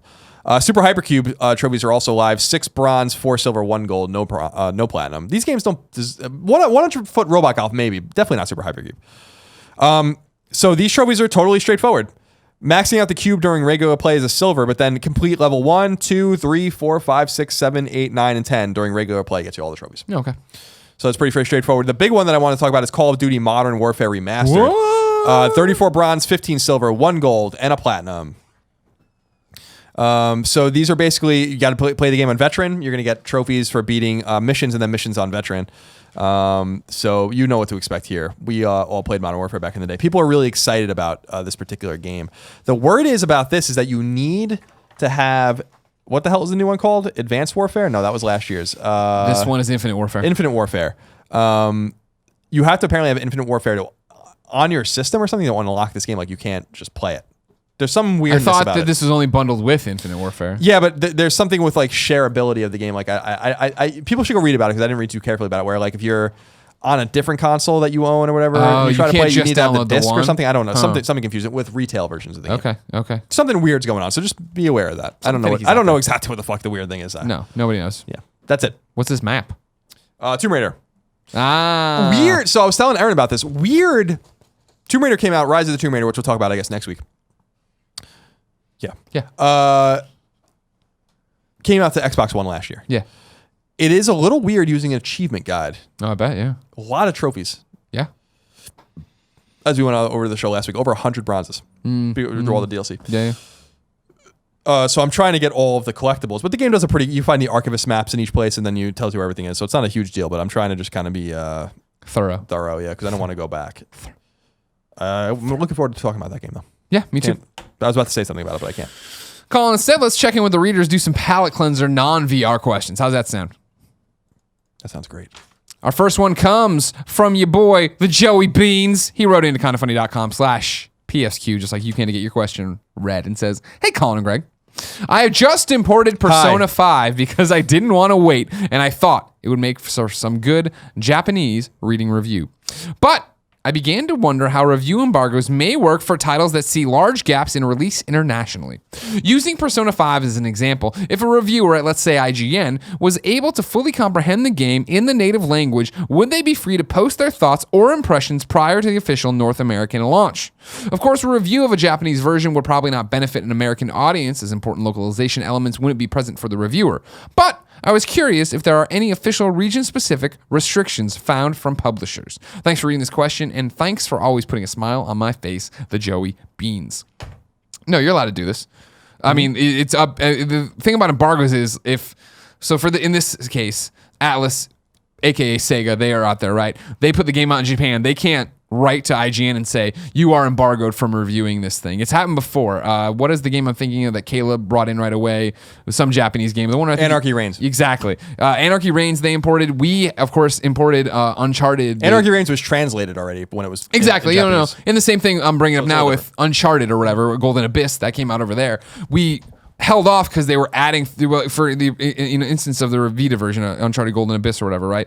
We didn't review that Japanese version because they said they were adding things to the American version, which turned out to be the black market and nobody gave a shit about it. Didn't matter. But we did post impressions of it. From what I understand with IGN, for sure, Goldfarb's playing through it. I believe Miranda Sanchez. I have no idea how the hell either of them are playing it since they don't speak Japanese, but but they're doing it. Like, they're doing it.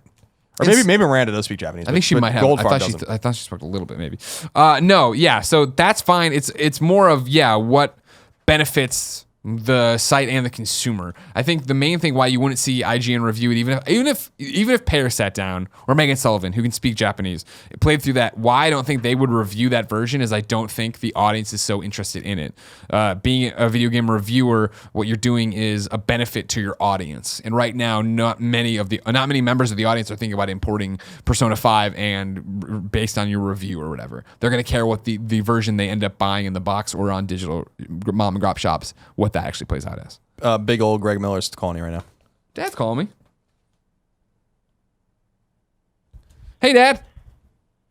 Hey, Greg, how you doing, son? I'm good. How are you? Oh, I'm fine. Listen, Greg, I know I didn't call you over the weekend. No, you're busy. But, We're both busy. Don't worry about it. Yeah. Uncle Jerome, would you hold on for a minute, Greg? Yeah. We should get him off the speaker. Talk to him. Is it the waterman? That would be meta if the waterman came to your dad's door when he called you during PS I Love You. There's a guy here saying I didn't pay the water bill. What? Oh, God, Dad, get out of the house. Yeah.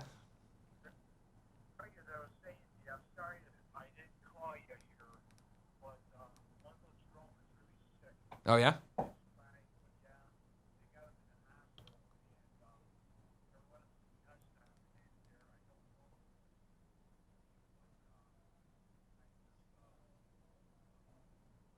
No, yeah, please keep me updated. Let me know everything. I mean, even when you get like little updates, let me know.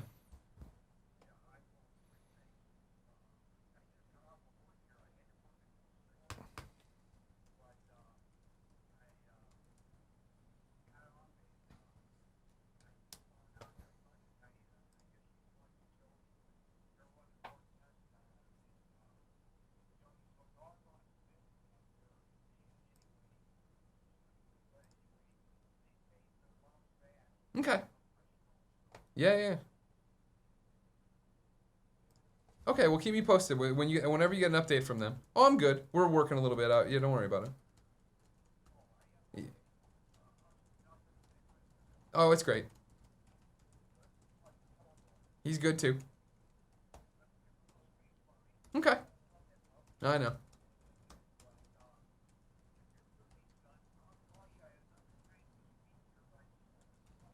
No, thank you. Yeah, keep me updated.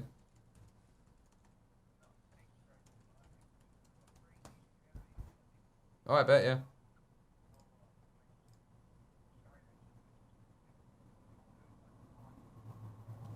No, I'm glad you did, Dad. I love you too. All right, sounds good. All right, bye. Yeah, as soon as he said Uncle Jerome, I was like, oh, God, here we go. Because, like, I'm gonna cut this out, obviously, but, like, you know how my dad is, like, he's very take it, leave it kind of thing. And he was telling me a while back, oh, yeah, Uncle Jerome got sick. I'm like, oh, what is going on? He's like, I went over there. They say he's got a B12 deficiency. I was like, okay, what's going on? He's like, oh, he's in a walker and he can barely. I'm like, that's not B12. Like, that's. Just take a little vitamin B. You'll be better. You'll get out of that. That's clearly something else is happening. And that's like one of the many things. You ready to jump back in? Yeah. Colin. Yes. Your next question comes from Anton. Hey, Colin and Greg. Greetings from Calgary. Anyways, it's been bugging me that Red Dead 2 hasn't been announced yet. There has been rumor after rumor of an upcoming announcement for Red Dead, but every time it seems to just fade away into oblivion. So my question is, when the hell are they going to announce this game? Thanks for your time and for the countless hours of joy that you guys have given me through good times and bad. Who the hell knows? You were so confident this year. Yeah. I said if we reached October and they didn't announce it, it's not going to happen. And I think we've reached that point. So I don't know. I mean, we're as eager. They don't owe us anything. So we're as eager as anyone to hear more. They'll announce it when it's time. I respect. At this point, do you think spring? What they're doing. You think it's going to be a GTA Spring kind of thing where they put up their little teaser thing? There's a trailer countdown, and the trailer goes off. Maybe. I still love the idea of them just releasing it.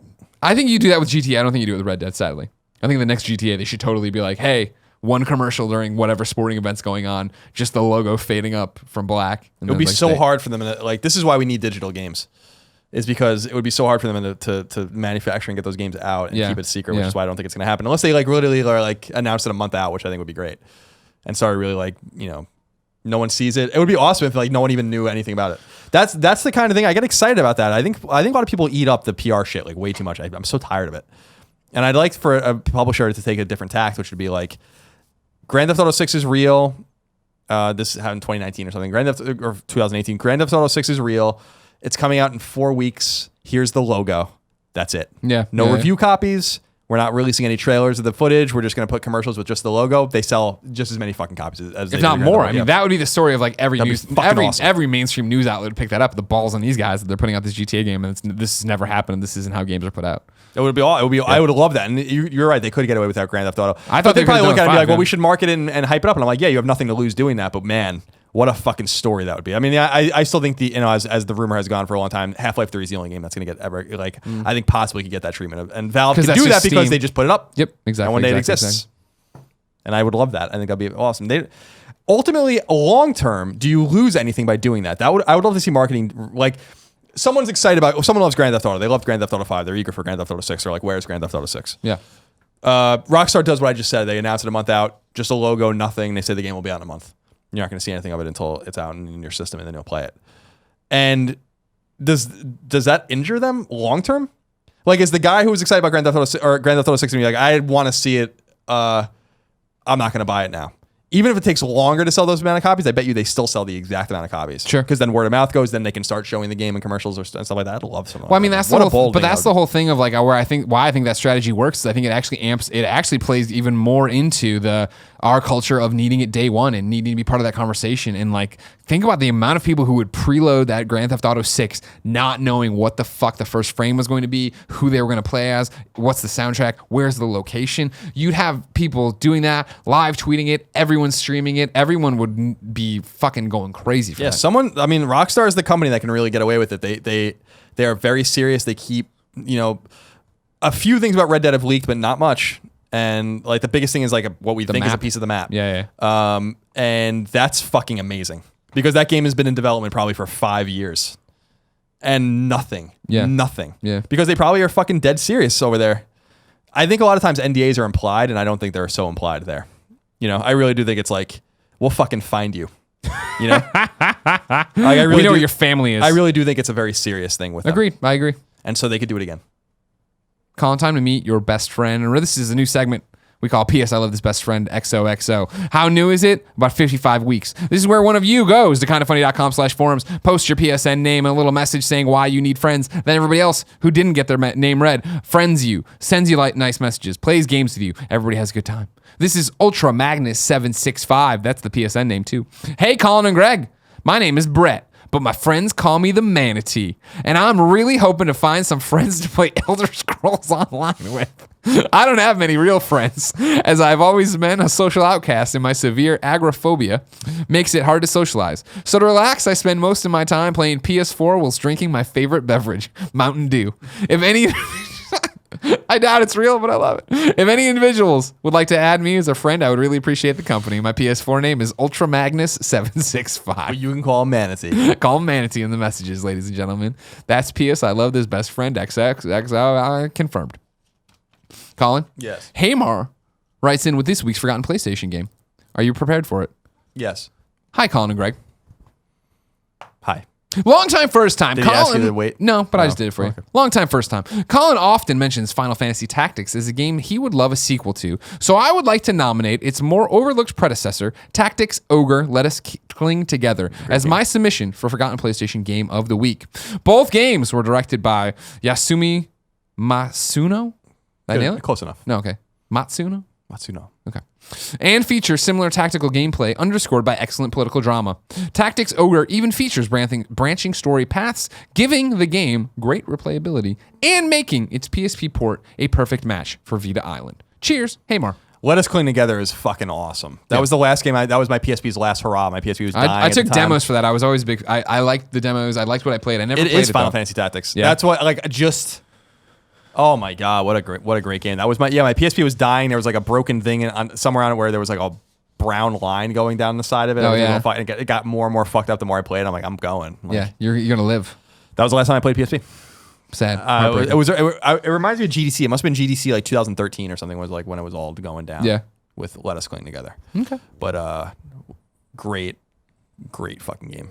Yeah. That Forgotten PlayStation game is brought to you by MVMT Watches. At PS I Love You, we team up with brands that are trying to do something new. We love innovation, as you know, and companies that are changing the industries they're in. So when Movement introduced themselves and sent over some watches, we were impressed. And I have my watch in the other room. Did you get your watch today? Because I brought an extra watch. Black face mine, red timepieces, the hands they call Very them. swank. I like it. Yeah. Do you like yours? Yeah. It's very nice. Watches are a little scary for me because they call it my girlish arms. When you have people like to wear those thick watches. I need to wear like a petite woman's watch from 1955. See, what I'm excited with mine is wearing it with the suit.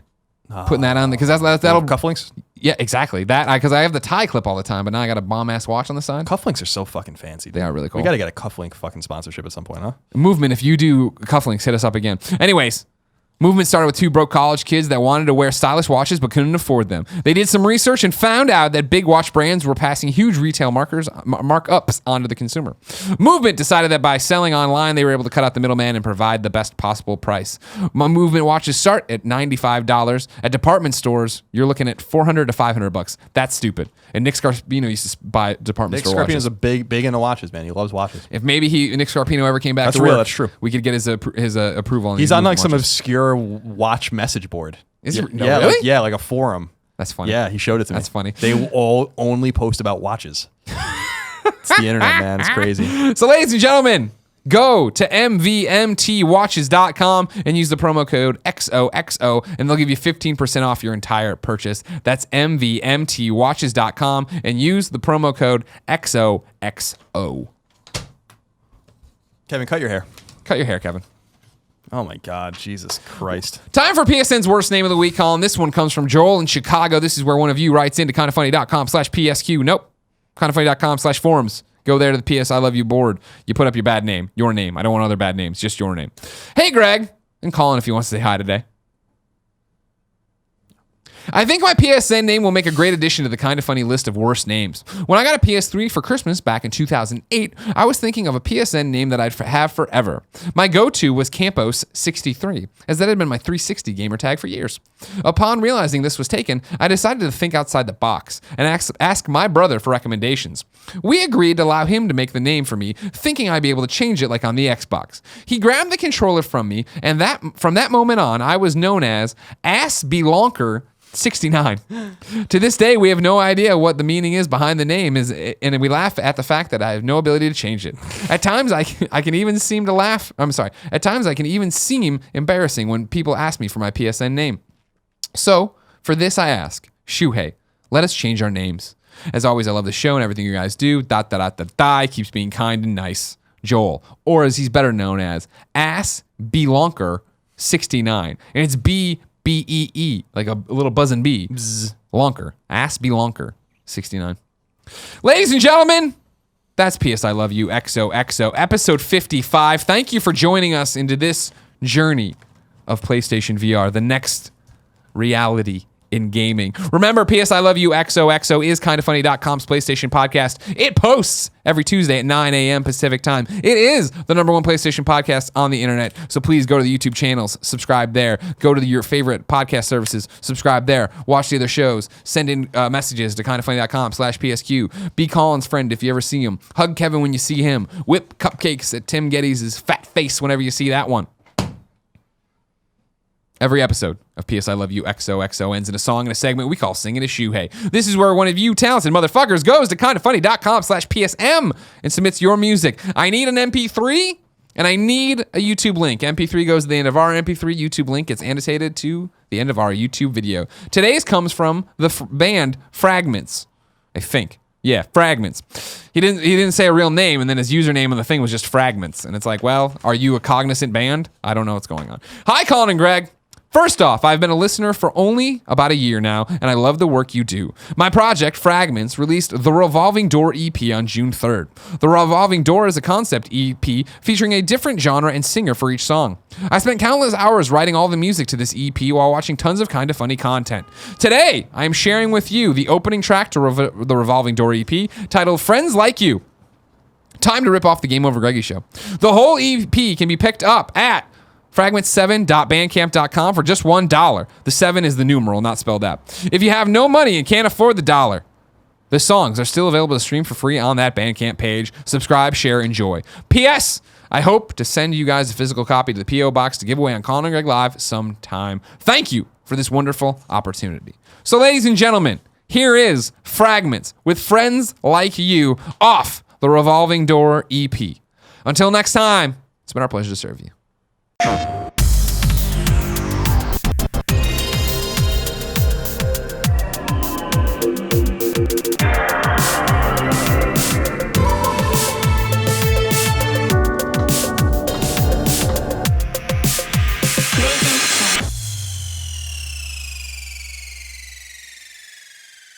First of all, given to us by Sony, both of these units and all of the games. My unit too. This is Greg's unit. Yeah. So just throwing it out there. So For, you guys for know. the FTC, if they're watching, we understand Everyone that we're calm influencers. the fuck down. We didn't steal this off a truck, nor were we able to buy it before Everyone Street died. It was calm provided to us. And if you've never seen Colin or Greg before, we don't give a fuck what Sony thinks of us. So you can still trust our opinions.